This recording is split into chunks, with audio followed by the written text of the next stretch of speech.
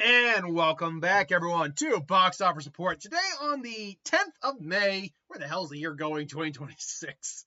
I'm not surprised I didn't get the box office right this week. A, I didn't figure Billie Eilish being in the top five.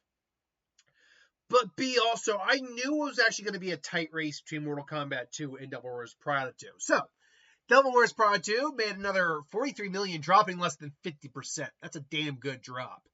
Mortal Kombat 2 did debut with around 40 million, adjusted for the actuals tomorrow, either around 39 something or 40 plus million tomorrow. Michael made a 36.5 million, taking some really damn good drop offs. Michael. Sheep Detectives debuts at 15.9 million, and the Billie Eilish Hit Me Hard and Soft tour, the tour live in 3D, made 7.5. Devil Wears Prada, $43 million. Look. So first of all, I'm always now going to be just a mild bit hesitant ever since that last week, since it's happened now twice that the numbers have been overly inflated. But it does look like now that things are back to where they need to be, specifically also because we don't have that pestilential issue of Mexico's never being inflated. Which now puts Devil Wears Prada firmly in it was more or less borderline profitable last week when it opened. It was on the cusp. It's made 100 million. I still don't have a marketing budget, but I can't believe it's not even 100 million. So if you look at it from the standpoint of, say, 50 to 75, then you were looking at a film that really only had to hit maybe 240 to break even, roughly. The film's made $433 million, which tells you, A, the fan base that this film built over time is massive. It's going to cross $1 billion this week. That's a lock. So the question is, where is it going to end? First up, this is great. Disney didn't have a bad year. In fact, Disney, I believe, was the second best last year, but had one or two big misses that kept them from being number one. And then the previous year, Disney suffered hard. Was it the previous year? Because Deadpool and Wolverine came out and that helped them out a lot. No. It was the year before that they really suffered. Because that was the year of Haunted Mansion. It was the year of... Yeah, that was the year of a lot of losses on Disney's side. But now they have Hoppers, which is a success. They have... they had another film that came out this year that was pretty big hit. What was it? No, that's Universal. Michael's not. Devil Wears Prada. Maybe I'm thinking of something else.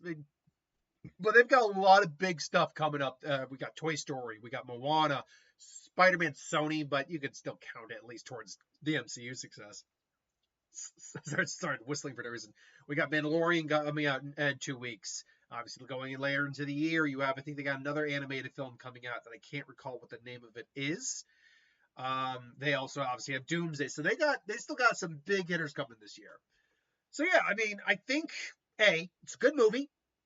That always helps. But B, I think it really is that the fan base just grew and grew over time. To the point now that $100 million film is now going to cross $500 million in less than 2 or 3 weeks. So that's astounding and great. Well, good on them. I want Disney to be successful. I know some people have some problems with like the corporate stuff, part of it, evil, greedy corporations, whatnot, but all corporations on some level are evil and greedy, some just more than others. Looking at you, Paramount. So you just got to kind of try to separate the entertainment you get from the movies from that. And look, because I love most of the stuff Disney puts out. Like, I really enjoyed the live action Lilo and Stitch. I know some people got on its case, and it certainly wasn't perfect. Again, Zach Galifianakis as live action Jumba, I'm still scratching my head on that one. That one did not work.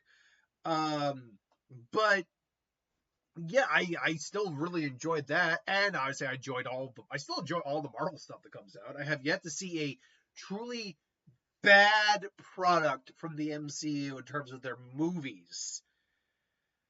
Like truly bad. Like, I did my review, my tier list at the end of last year when Fantastic Four came out, because that was all the MCU stuff we were getting at that point. And I think my lowest tiers are Captain Marvel, like Captain Marvel, not even the Marvels. I actually like the Marvels. Ant-Man and the Wasp, Quantumania, and I think Brave New World. Those are, in my opinion, the weakest Marvel MCU films that exist. And even then, I don't like Captain Marvel is my least favorite of the MCU to date because I just do not care about the Carol Danvers character. And I don't think that's Brie Larson's fault per se. I think she was given the direction she was given. I just am not a fan of that character, and she's so not interesting. She's more interesting in the Marvels than she is in that movie. But yeah, Ant-Man and Wasp: Quantumania is arguably the worst one. But even then, I can still find a lot of enjoyment in it. Like I think Jonathan, why am I blanking on his name? Was it not Jonathan Davis? Well, quantum, what was it? Ant-Man and the Wasp: Quantumania. Why am I blanking on his name? Ant-Man and the Wasp: Quantumania. What was his name again? Why am I blanking on the actor's name? Jonathan Majors. I knew it was Jonathan something. I thought he was actually pretty good as Kang. The visuals, despite clearly being on the volume at points, was still looked nice. There was definitely some creativity in it. Despite the fact that it's not a very good Captain America movie, I did like a chunk of aspects about Brave New World. Harrison Ford being the optimal thing about that. He's easily the best thing in that movie. So I do like a lot of what Disney puts out. Not everything. I have been critical in the past of other things of Disney, but for what it's worth, I want to see them succeed. I want to see all movies of theirs succeed in some capacity. So I'm just glad that this film is doing very well for itself. The question is, what's the ceiling on this? I mean, in 2 weeks, it's getting close to $500 million. But not even, technically it's 1 week, because you got the opening weekend, and then you got the full week. So, but yeah, that amount of time in, 13 days, 10 days, it's made almost $500 million. Look, I don't think 700 million is all out of the range of possibility. So we'll have to wait and see. Mortal Kombat 2! But 40 million is the rough guess of what this opening on, with a 63 million worldwide budget. That on a movie that's made on roughly 80 million is actually perfectly fine. That's a reasonable budget. That's a reasonable budget, sure, but it's a reasonable opening weekend. Especially given the fact that the original one, again, understanding the circumstances and when it came out with the day and date release, that movie opened only like 24 million. Now, granted, I get the impression that the original one only made about 80 million, but again, day and date release. Most likely, had they not done the day and date release, I'm guessing you would have seen something along these lines for it. A film that would have hit somewhere in the mid-30s, low 40s for its opening weekend, probably. Long term, might have done 150 to 200 million, maybe, which would have probably been good enough for a sequel. I mean, they understood the situation, so they made this one. At 63 million worldwide, is that a good opening weekend? Well, the cardinal rule is you got to open to roughly about half your budget, which this did. Again, adjusted for whatever the actuals are. But this did. So that's a good start. And that's a solid start, honestly. The problem it's going to run into is nothing this week. Obsession, Is God Is, and In the Gray are not films that are really directly competing with this in any real capacity. It should be. Not saying it'll be number one next week, because you still also got Devil's Wears Prada out, and it beat it. But it'll probably be fine in terms of its drop-off next week. Like, nothing, whatever its drop-off is going to be, whether it be high or low, it's not going to really have much to do with these 3 films coming out. Mandalorian and Grogu the following week, though, that one's going to be a big punch to the face. Which really leads me into this point. And question I'm going to ask you guys. Do you think it was a mistake to bump this from October? Simple question. Do you think it was a mistake? Because they didn't do a lot of heavy marketing on this, to be fair. Especially before October came around. They probably put a little bit more into marketing than they would have, but I wouldn't put it past 50 million, to be honest. You're looking at a film that's most likely made on about 130 million total, which means the film basically has to hit about 200 to break even. And at 400 million, that's not enough to say, oh yeah, it's guaranteed. But it's enough to say it could get there. But unlike, let me go back real quick. Let's actually get Movie Insider here real quick up and look at last year. What was, because it was originally going to come out about mid-October, if I remember correctly. So let's actually look back real quick at 2025 last year and see what was coming out in October then leading on. I know it wasn't going to have any direct competition for, when it came out. Like, nothing was opening up against it. All right, hold on. Let's get the October number up here. I like Movie Insider overall. They don't necessarily track every change that happens. Man, I hate when these things have to change that happens like release dates. But generally speaking, they do what they need to do. So okay, let's get all the way to October. I know it was like mid-October, so let's just use mid-October as the example. Okay, June, July, August, September, October. Okay. Yeah, okay, so I want to say it was right around the 10th or the 17th. Let's just say the 10th for sake of sake. You know what? It wasn't the 10th because that was opening against Tron Ares. I think it was after Tron Ares. It was the week after. Okay. So, assuming it opens to, let's just say, the 40 million. To be fair, though, they killed a bit of their hype by pushing it forward. So that actually didn't help, even though they still amped up the marketing again. So honestly, I think it's a miracle it made 40 million, even though it the summer movie-going season. Black Phone 2 coming on Tron's second week, but given how well Tron did, I don't think Tron was going to be a contender. So, okay, you had that. It would have had the next week pretty much to itself. Nothing was competing against it. Then the following week, which was the week of the 30th, no, it was the week of the 31st. Begonia, again, 2 weeks to itself at that point. And then the following week was Predator Badlands. That's the one that really would have put it big, because that's definitely capturing a bit of the same audience. That's the one that really would have hurt it. That is the one that really would have hurt it. But then Running Man came out, which didn't do all that well. It just didn't do all that well.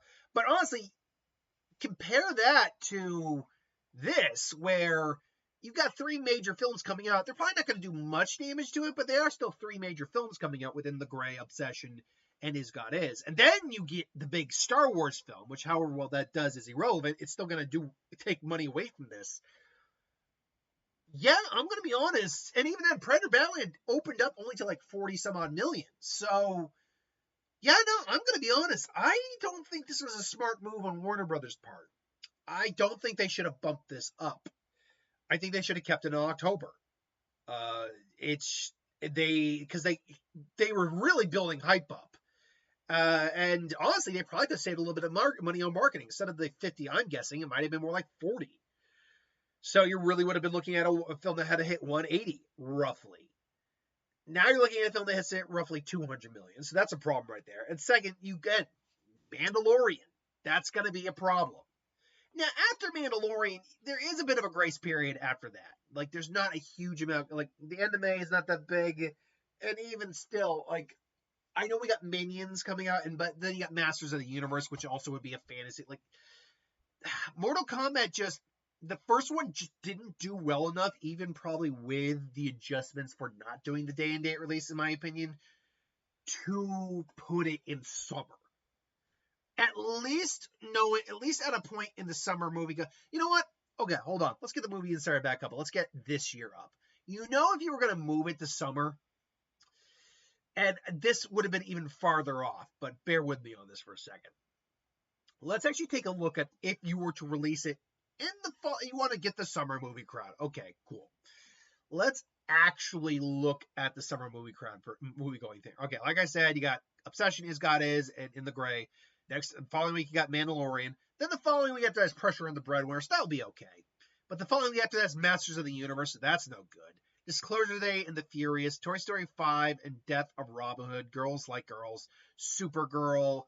Like, I'm going to be honest, like, June is a no-go. Because even if you say released it the week after Masters of the Universe, you'll get a grace period. Toy Story 5 is just going to be a monster. Supergirl's going to eat up the box office. What about July? Could you do July? You got Moana on a live action, Minions and Monsters, The Odyssey, and then Spider-Man. So that's a no-go.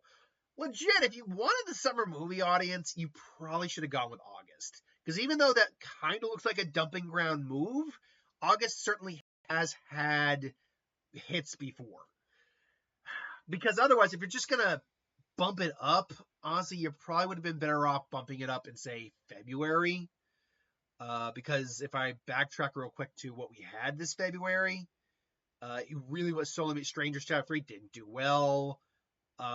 Goat, and Crime 101 and Wuthering Heights, but neither of those really would have hurt this at all, if we're being frank. And honestly, I get it, Goat, and Wuthering Heights, Valentine's Day, Mortal Kombat kind of would have been a fun Valentine's Day thing to watch. I would have been down for that. I can only imagine too How to Make a Killing, Psycho Killer, except for Scream 7, which did have a solid opening weekend, there really isn't anything that would have hurt it. So frankly, February probably would have been a good month to do this. And it really wouldn't have been that big of a bump. It would have been a 3-month bump, 4-month bump, a minimum, as opposed to the 5 to 6 month bump you decided to do instead. I don't know. I hope this film does well, because I had a really good time with it. It's definitely better than the first one. I would hope they like to see it do a second one. We'll have to see what the domestic number is going to really be, and we'll have to also just look at the international. In my opinion, it was a mistake to move it off of the date. I think that very much. But I could be wrong on that. Michael made $36.5 million, dropping less than 30, almost less than 30, $32 million. It's currently about to cross over 600 million this coming week. Now again, this number I feel a lot more comfortable because the issue that came up last week was corrected later in the evening. So if I had just waited to do my video later on in the evening, it would have been fine. And the film made it was at $420 something million. And so in the international, I actually don't feel uncomfortable, especially if you're talking about bigger markets opening up. I feel comfortable saying this makes sense to me. Made another 30 some odd million this week, if I'm not mistaken. Weekend, right? It was 36 million. So, and then that's not even factoring in the day-to-days it was making, including low millions. So you're looking at a film that even before the international kicks in, it's already at 470 something. So you add an extra 100 on there. I can believe that. And look, it's a good film. I enjoyed it. Even with the inflated budget, they did say that its marketing wasn't, and apparently they are listing the budget as about $155 million, which that's the budget they're going with. That's the budget they're going with. And that's the budget I'll go when I do my end of the year stuff. So, and that's probably for the best, because I think they said they marketed this around, it was over 50, and so I guessed about $60 million, which would put this at $215 million, which would mean that you would need to make about, less than 330 to break even. Film did that in spades, and trust me, the Housemaid may have kind of put Lionsgate at about an even to a little net positive last year. This puts Lionsgate in a very nice spot for the rest of the year, definitely. And look, Michael Jackson is an icon. He had a very interesting and fascinating life, which can lend itself to a movie. The movie was good. It could have been better. But no, yeah, I think they're doing great. I think this is great, fabulous. And again, I want to see movies doing well. By the by, this is just another week at the box office, which is well over $100 million. You have two $40+ million films this week, plus 36 million. I mean, that's what, if I'm doing the math, about 119. Then you add the 15 million from the Sheep Detective, speaking of which, and you're talking about over 130, almost 140 million. Yeah, we're doing well. The box office is doing very well right now. Apparently, I want to try to catch the Sheep Detectives. I have heard nothing but glowing things about this film, and it's apparently getting great reviews.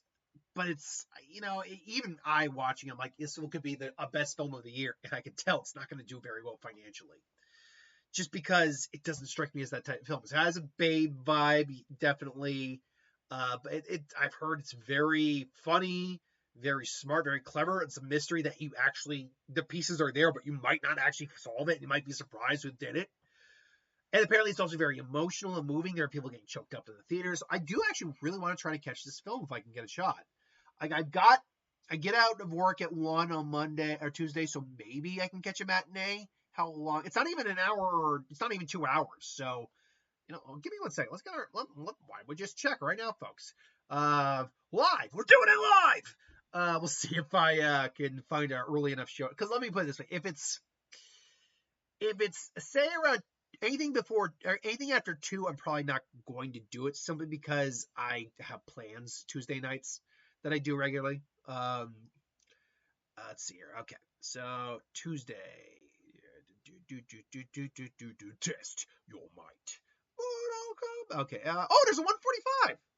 Let's see. Plus trailers, maybe about 15 minutes, 20 minutes at most of trailers, not factoring in credits. So then that's probably got maybe about 8 minutes roughly of that. So that's 140. So about 2 hours. So if I go in at 145, I get out of 3 something. Yeah, I can see a matinee of Sheep Detectives. Okay, yeah, that might be my plan for Tuesday, because I do want to see it. But unfortunately, 15.9, 16 million. Let's just round that up. On a $75 million budget is not enough.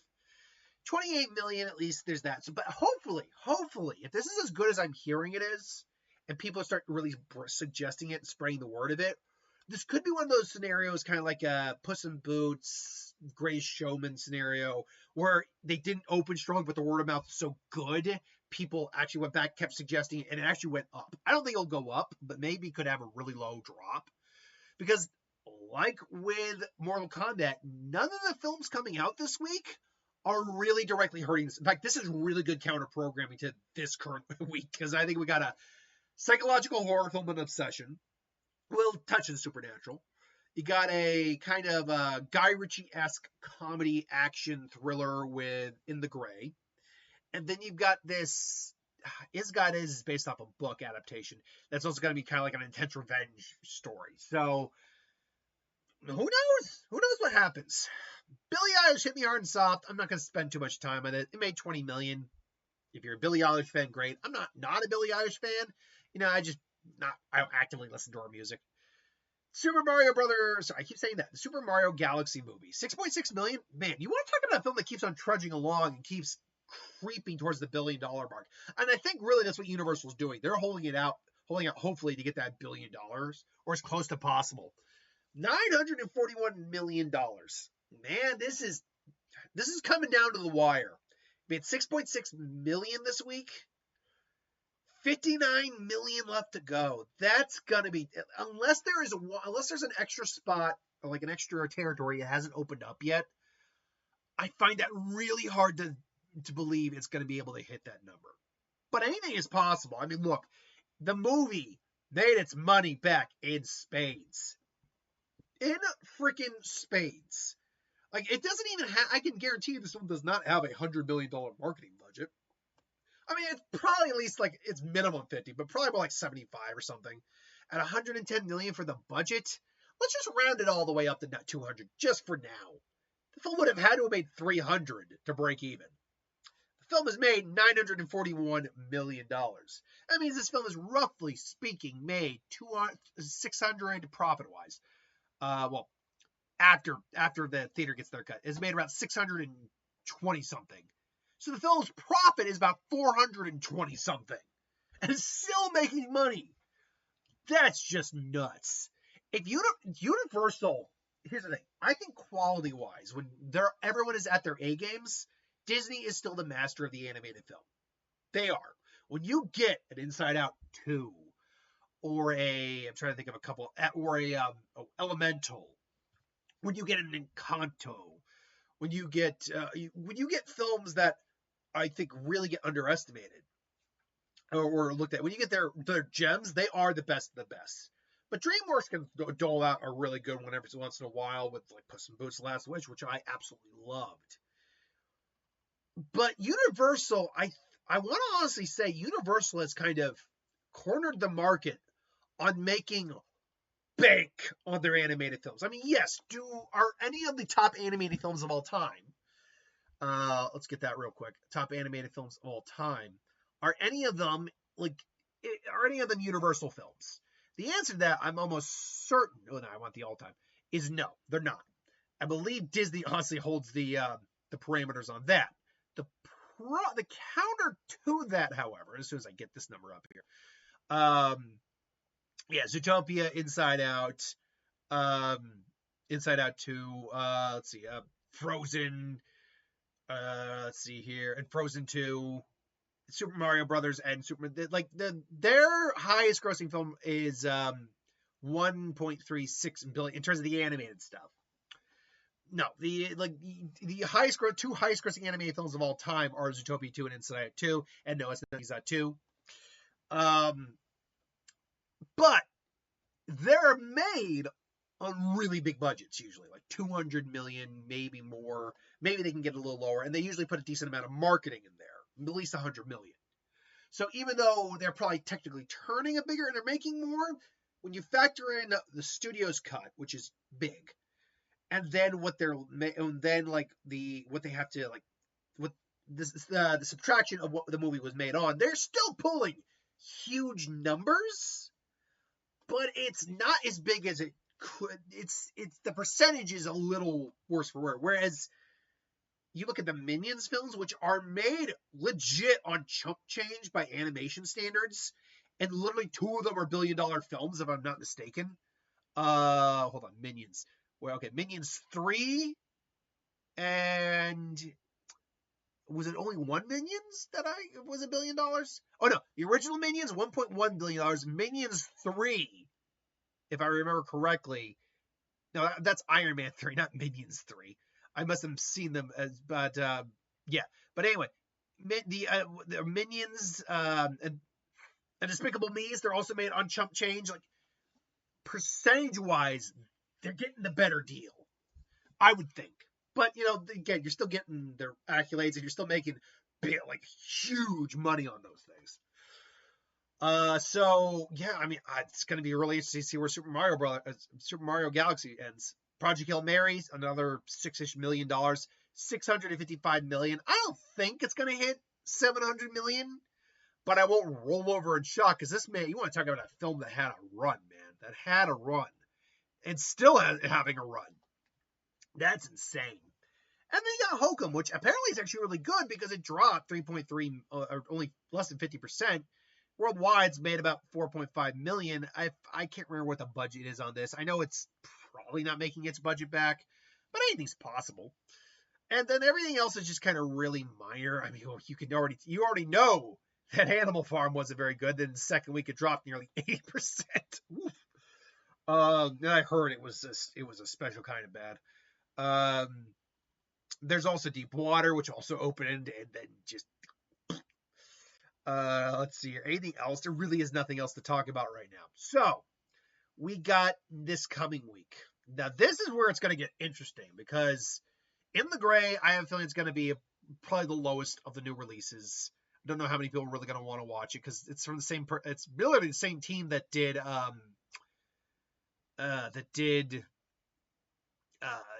Ministry of Gentlemanly Warfare, and that film just didn't do well. But I really liked that film.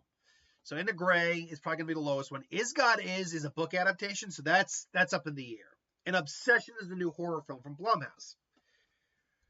Okay.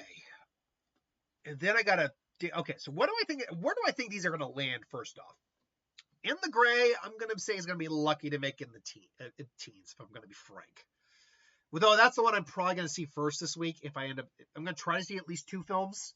It's just a little financial rough patch in terms of movie going. I need to kind of recoup some of that. But In the Gray is going to be the low teens. Man, I don't know what the tracking is right now. That's the problem. Weirdly enough, if any of them could make 20 million plus, I'd actually say it is God Is. But if I'm going to be honest, I just don't feel enough going into any of these to definitively say they're going to make over 20 million. That said, I think it's going to be lowest to highest. In the Gray, Obsession, Is God Is. Okay, so assuming that none of them make over 20 million, what do I foresee for the potential box office next week? Surprisingly, I'm going to say Devil Wears Prada 2 comes in at number 1 again. That's going to be my prediction.